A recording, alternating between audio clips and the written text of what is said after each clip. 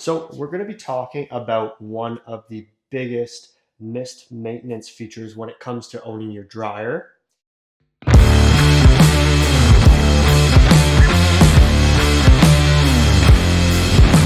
a lot of people will clean out the lint trap here after running the dryer, and that's pretty normal. But one of the biggest things that people forget to actually do is clean the housing for the lint trap. So inside this door, we're going to use the dryer lint vent vacuum attachment.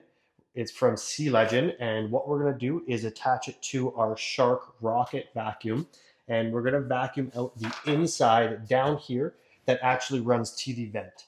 So the attachment here for the vacuum is super easy to use. We're just going to connect it to the attachment here on the vacuum, and when we pull this down, we'll make a full connection seal here. And now we've got this rubber, very flexible vacuum attachment. So let's stick that in there.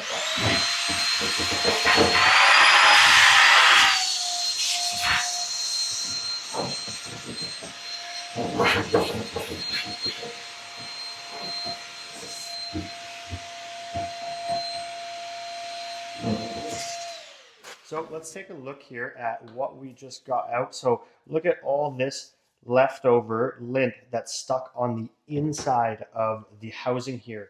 So this is something that I do maybe once a month, once every 2 weeks or so. I don't do this every single time that I clean my lint trap, but I do clean this lint trap out every time I'm done with this dryer here.